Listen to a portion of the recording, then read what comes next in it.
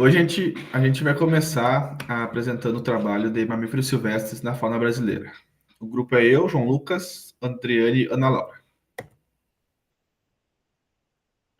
vou começar falando sobre sistematose de glândula apócrina e onça pintada. É um relato de um caso do Paraná. É uma fêmea de 16 anos criada em cativeiro em um zoológico lá do Paraná.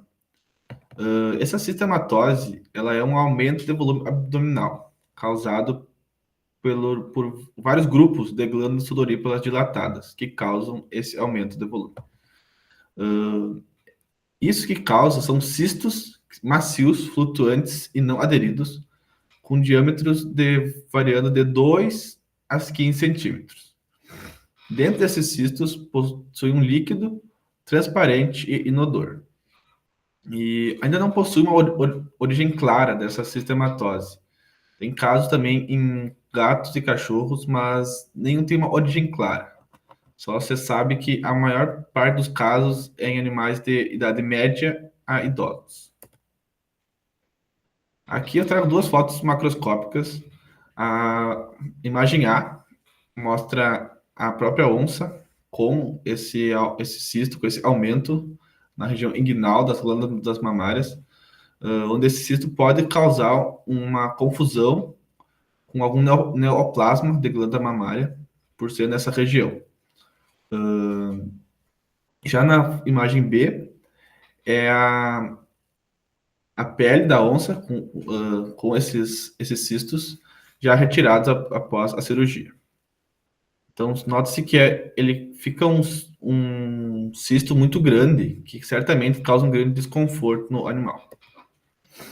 Já nas imagens microscópicas, na C, nota-se uma dilatação muito grande do lumen glandular, né, onde se formam esses múltiplos cistos. Também observa-se uma diferença no diâmetro dessas glândulas muito marcadas. Já na imagem D, mostra a diferença do epitélio do cisto para as células, onde o cisto tem um epitélio simples, cuboidal, e as células apresentam um núcleo oval, com alto grau de diferenciação. Agora eu vou falar sobre outra doença que seria a tuberculose em tamanduá-bandeira. É uma doença de alta importância, tanto em conservação, porque além dela causar uma mortalidade direta aos tamanduás, ela representa um risco de transmissão a humanos e outras espécies silvestres.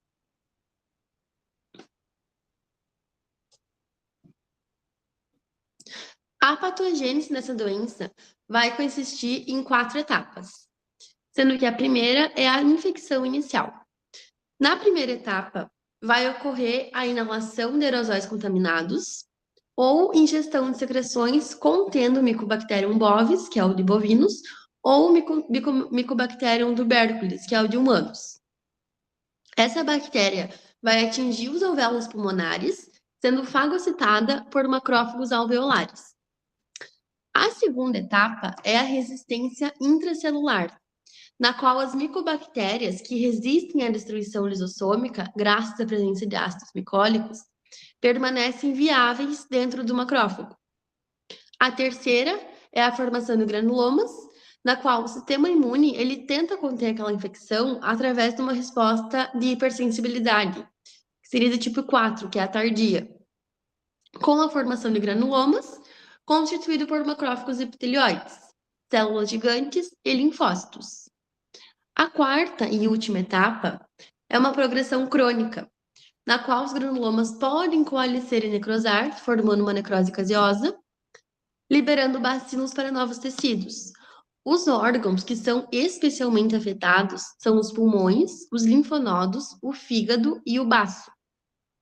Essa disseminação, ela pode ocorrer tanto por via linfática e hematógena, caracterizando uma tuberculose miliar sistêmica.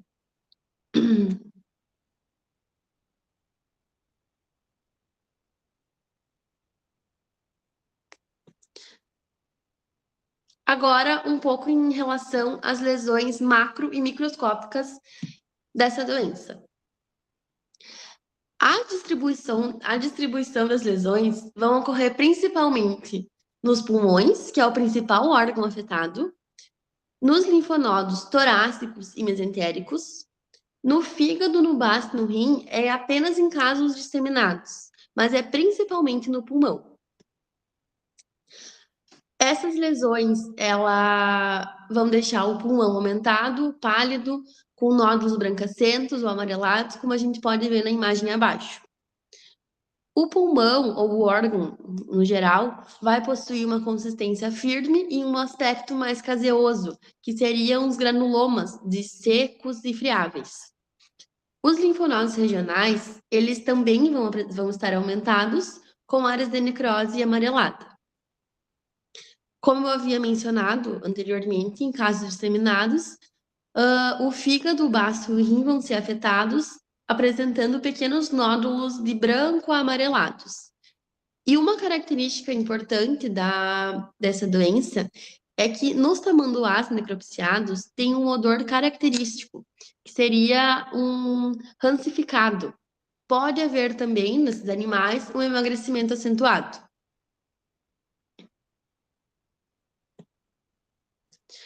Agora, em relação às lesões microscópicas, aqui a gente tem uma imagem de um exame histopatológico, no qual a gente consegue ver um asterisco, uma flecha e um triângulo. Esse asterisco, ele vai indicar uma área de necrose caseosa, que ela é típica da tuberculose. Ela é uma necrose amórfica e eosinofílica, que seria o rosa intenso. Não tem uma estrutura celular reconhecível. Ela vai ser resultado numa destruição tecidual causada por uma resposta inflamatória crônica e pela morte celular induzida por macrófagos infectados.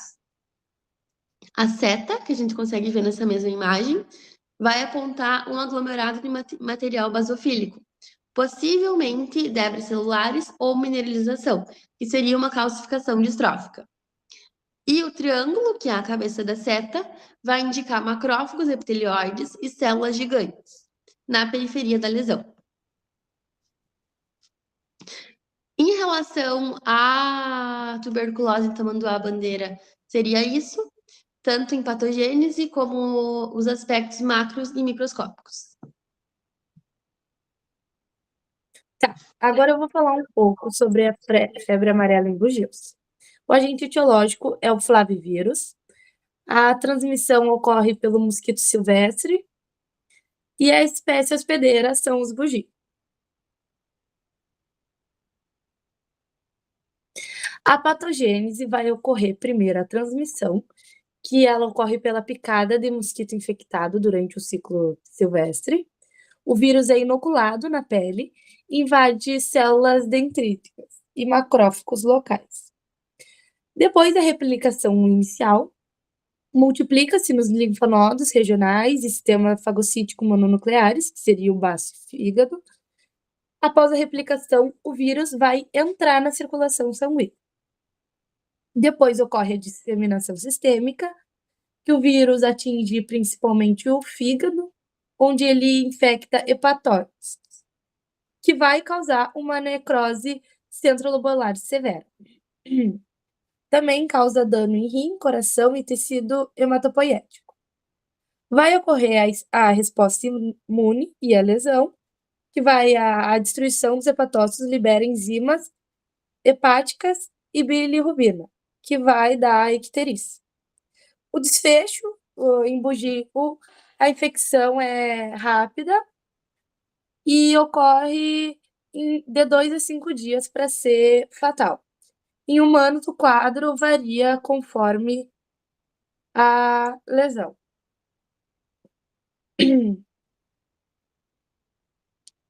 Tá.